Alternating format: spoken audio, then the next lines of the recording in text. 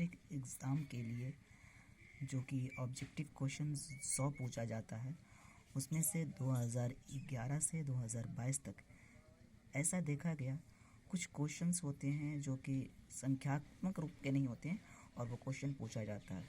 तो वैसे क्वेश्चन हर बार पूछे जाते हैं और पूरे का निचोड़ निकाला गया है। आपको शॉर्ट वीडियो करके कम समय में पूरे इन्फॉर्मेशन को देने की कोशिश की जा रही है कॉपी बनाकर। पहला क्वेश्चन है सह आभास संख्याओं का मासा यानी एचसीएफ कितना होता है? तो आंसर 1। आपको ऑप्शन तरह तरह करेगा, आपको कंफ्यूज नहीं करना। सह आभास संख्याओं का मासा एचसीएफ 1 होता है। दो आभास संख्याओं का मासा 1 होता है। दो क्रमिक सम संख्याओं लगातार भी कहा जाता है, दो क्रमिक सम संख्याओं का एचसीएफ 2 होता है। सम संख्या के केस में 2 और आभास सह आभास के केस में एचसीएफ 1 होगा। सबसे छोटी आभास संख्या क्या है? 2। सबसे छोटी आभास संख्या 2। यूक्लिड विभाजन एल्गोरिथम दो धनात्मक संख्याओं का क्या प्राप्त किया जाता है, ऐसा पूछा जाता है। तो यहाँ पे पॉइंट बना के लिखाया गया है, यूक्लिड विभाजन एल्गोरिथम दो धनात्मक पूर्णांक का मासा यानी एचसीएफ निकाला जाता है। याद रखना, मासा यूक्लिड से निकालते हैं। पाई जो कि हम लोग मेंसुरेशन में यूज़ करते हैं, पाई एक अपरिमेय संख्या। याद रखना, दो परिमेय संख्याओं के बीच में कितनी परिमेय संख्या होती है, ऐसे याद रखा पूछा गया था। बहुत सारे ऑप्शंस को लिखा जाता है, हम उतना टाइम वेस्ट नहीं करेंगे आपका। दो परिमेय संख्याओं के बीच में अनंत परिमेय संख्या होती है। याद रखना, बहुत सारे अनंत। दो अपरिमेय संख्याओं के बीच भी अनंत अपरिमेय संख्या होती है। याद रखना, किसी धनात्मक पूर्णांक ए और बी के लिए, ए और बी दो संख्या हैं, ए बी का मासा गुने ए बी का लासा बराबर ए गुने बी। वो वही वाला बात हो गया, मासा गुने लासा बराबर पहली संख्या गुने दूसरी संख्या थे। मासा, ये मासा का काम कर रहा है, ये लासा का काम कर रहा है। एचसीएफ और एलसीएम बराबर पहली संख्या गुने दूसरी संख्या, ए इंटू बी हो गया। दो परिमेय कौन परिमेय संख्या बहुत तरह का दिया रहेगा, ये क्वेश्चन कई बार रिपीट किया गया था। तो √2 से √2 कैंसिल हो जाएगा और ये वाली जो संख्या है परिमेय संख्या है। ये सब क्वेश्चन काफ़ी पूछा जाता है। किसी बिंदु की एक्स अक्ष से दूरी को क्या कहते हैं? याद रखें, दूरी पूछा गया। किसी बिंदु की एक्स अक्ष से दूरी को कोटि कहते हैं और किसी बिंदु की वाई अक्ष से दूरी को भुज कहते हैं। दूरी पूछा जाए तब। दूसरा क्वेश्चन पूछा गया था, एक्स अक्ष पर स्थित किसी बिंदु का वाई नियामक क्या होगा? जो बिंदु एक्स अक्ष पे होगी उसका वाई 0 होगा और जो बिंदु वाई अक्ष पे होगी उसका एक्स 0 होगा। याद रखना, ठीक है। मूल बिंदु और जिनका निर्देशांक क्या होता है, नियामक क्या होता है? मूल बिंदु का निर्देशांक 0 0 होता है। एक घात वाले यानी घात 1 वाले बहुपद को क्या कहते हैं? जिसका घात 1 होता है उसको रैखिक कहते हैं। इसका आरेख एक सरल रेखा होता है। जिस पॉइंट को हम अंडरलाइन कर रहे हैं ना, वो क्वेश्चन है और इसका व्यापक रूप होता है ax + b। एक घात वाले को रैखिक कहते हैं। सरल रेखा इसका ग्राफ होता है आलेख आलेख और इसका व्यापक रूप होता है ax + b।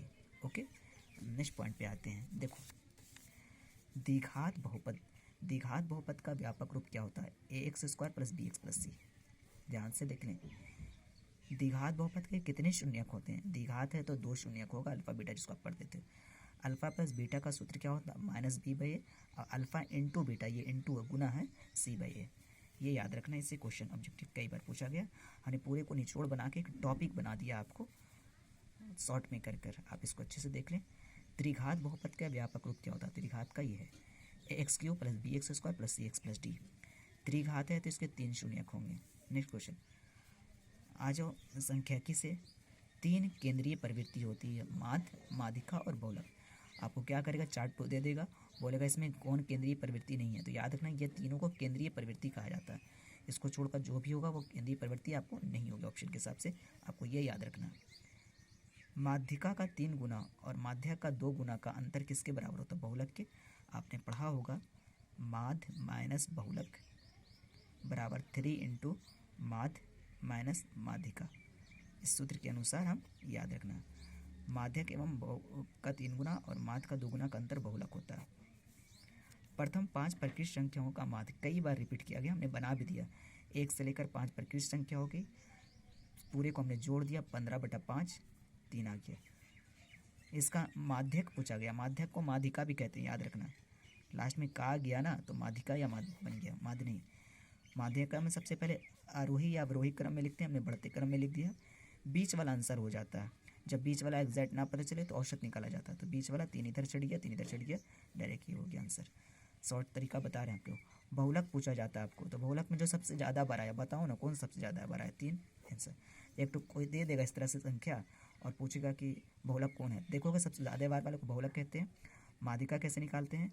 सबको बढ़ते क्रम में लिख दोगे और बीच वाला, और जैसे इसमें बीच में ना पता चलेगा, जैसे केट हो गया 6 ठो, तो इसमें क्या करोगे, बीच वाला 2 ठो को जोड़ के आधा कर दोगे, 8 4 12/8 इस तरह से निकाला जाता है। और माध्य कैसे निकाला जाता है? संख्याओं का जोड़ बटा उनकी संख्या। 3 क्वेश्चन आप समझ जाओगे। क्वेश्चन चेंज भी रहेगा तो आपको बहुत हेल्प मिलेगा इससे। प्रथम 5 आभास संख्याओं का माध्य निकालें। आभास संख्या सबसे छोटी 2 3 5 7 11 सबको जोड़ दिया बटा 5, 5.6। एक्स अक्ष का समीकरण पूछा गया है। एक्स अक्ष का समीकरण y बराबर 0 और y अक्ष का समीकरण x बराबर 0 डायरेक्ट पूछा जाता है। ये ऐसे क्वेश्चंस आपको बताए जा रहे हैं जिसमें आपको सॉल्यूशन नहीं करना पड़ा, आपका टाइम भी बहुत सेव होगा, इसलिए एक बार ज़रूर अच्छे से देखें। यदि 2 त्रिभुज का क्षेत्रफल 16 और 9 है, क्षेत्रफल दिया हुआ, उनकी भुजा क्या होगी? क्षेत्रफल 16 9 है तो इसकी भुजा हो जाएगी 4, इसकी भुजा होगी 3। उल्टा अगर भुजा दिया हुआ 4 है 3 तो क्षेत्रफल हो जाएगा 4 का स्क्वायर 16, 3 का स्क्वायर 9। क्षेत्रफल वाले में वर्ग कर दिया जाता है, ऐसे याद रखना है क्वेश्चन में। यहाँ पे 81 दे देगा, यहाँ पे 64 दे देगा, तो 81 का 9 हो जाएगा, 64 का 8। यहाँ पे 100 दे देगा, यहाँ पे 64 दे देगा, 100 का हो जाएगा 10, 64 का हो जाएगा 8। इस तरीके से निकाला जाता है। तो क्षेत्रफल 16 और 9 है तो 16 का वर्गमूल हो गया 4 और 9 का हो गया 3। किसी वृत्त पर कितनी स्पर्श रेखाएं खींची जा सकती है? सिर्फ वृत्त पूछा जा रहा है, पॉइंट के सार को समझें। किसी वृत्त पर पूछा जा रहा है तो आनंद। अब पूछा जाएगा बाहरी बिंदु से, किसी बाहरी बिंदु से वृत्त पर कितनी खींची जा सकती है, तो 2। क्वेश्चन में पूछा क्या गया है इसलिए दोनों को हमने एक साथ रखा। किसी वृत्त पर बना कोण, वृत्त पर जो पूरा कोण बनता है 360 डिग्री का होता है, लेकिन पूछन जाता है कि अर्धवृत्त का कोण कितना होता है, अर्धवृत्त का समकोण होता है। याद रखना है दोनों पॉइंट को। आपके लिए पूरी वीडियो का निचोड़ लिया गया वैसे क्वेश्चन जिसमें बिना सोल्यूशन के आप बना दोगे, टाइम सेव हो जाएगा और कन्फर्म पूछते हैं, आप इसको अच्छे से देखो। अब एक क्वेश्चन बताया, वृत्त हो वर्ग हो कुछ भी हो, क्षेत्रफल दिया हुआ 4 9 तो भुजा हो जाएगा 4 का वर्गमूल 2 और 9 का 3। ये भी पूछा गया क्वेश्चन है। वृत्त रहे वर्ग रहे उससे कोई मतलब नहीं है आपको। सभी वर्ग आपस में समरूप होते हैं, सभी वृत्त आपस में समरूप होते हैं, सभी बाहु आपस में समरूप होते हैं। अब क्वेश्चन कैसे देगा? सभी बाहु त्रिभुज आपस में होते हैं, ऑप्शन में रहेगा सर्वांग सम होते हैं, समान होते हैं, समरूप होते हैं, इनमें से कोई नहीं। अरे कंफ्यूज नहीं करना, सभी वर्ग भी आपस में समरूप, सभी वृत्त भी समरूप और सभी ये भी समरूपी त्रिभुज तो हम लोग को पढ़ना है 10th क्लास के सिलेबस में। इस तरह का अनुपात हमेशा आपको देता है 18/72। याद रखें, बटा में होगा तो आंसर 1 और घटाओ में होगा तो आंसर 0। 29 से 61 सब पे ध्यान भी नहीं देना है। घटाओ में होगा तो आंसर 0, बटा में होगा तो आंसर 1। बिल्कुल टाइम सेव करो। संचयी बारंबारता वक्र को क्या कहते हैं? त्वरण यानी ओ गिव कहा जाता है, त्वरण। संचयी बारंबारता वक्र को त्वरण कहते हैं। किसी वृत्त की परिधि और क्षेत्रफल का संख्यात्मक मान बराबर है, जितनी परिधि है उतना क्षेत्रफल है, तो त्रिज्या कितनी होगी? त्रिज्या 2। याद रखना, कैलकुलेट करने की कोई ज़रूरत नहीं, आपको बहुत इंपॉर्टेंट बताया जा रहा है ऑब्जेक्टिव। अर्धगोले का वक्रपृष्ठ कई बार पूछा गया 2πr², अर्धगोले का संपूर्ण पृष्ठ 3πr² और गोले का पृष्ठीय क्षेत्रफल 4πr²। ऐसे तो पूरे मेंसुरेशन का क्षेत्रफल आपने पढ़ा भी होगा, लेकिन ये मोस्ट फ्रिक्वेंट टाइम पूछा जाता है, आप याद रख लो एक बार। ऐसे तो पूरा कोण वाला बहुत सा होता है, sin 90 - theta cos theta, cos 90 - sin tan theta, tan 90 - theta cot theta, cot 90 - tan, बहुत सा होता है, लेकिन ये बहुत याद रखना है, कई बार पूछा गया। cosec 90 - a sec a और sec 90 - a cosec a, पूरा कोण वाला पूछा जाता है। आप भी याद किया होगा ना, sin 90 - theta cos theta, cos 90 - theta sin theta, ये सब चीज़ होता है पूरा कोण वाला, तो ये वाला पूछा गया है, याद रख लेना सूत्र। 9 sec square theta - 9 tan square theta किसके बराबर हुआ? 9 को कॉमन कर लिया गया है, तो यहाँ sec स्क्वायर थीटा बच जाएगा, यहाँ से 9 निकल जाएगा तो tan स्क्वायर थीटा, और इसका मान 1 होता है, तो 9 × 1 9, डायरेक्ट याद रखना। ये क्वेश्चन तो श्योर पूछा जाता है, इसको कोई काट ही नहीं सकता प्रायिकता से। निश्चित घटना की प्रायिकता कितनी होती है? 1। निश्चित या संभव घटना भी कहा जाता है कभी कभी। निश्चित या संभव घटना की प्रायिकता 1 होती है, अनिश्चित या असंभव घटना उल्टा की प्रायिकता 0 होती है। किसी घटना की प्रायिकता कभी भी नेगेटिव नहीं हो सकती। अब इस पे क्वेश्चन कैसे पूछेगा?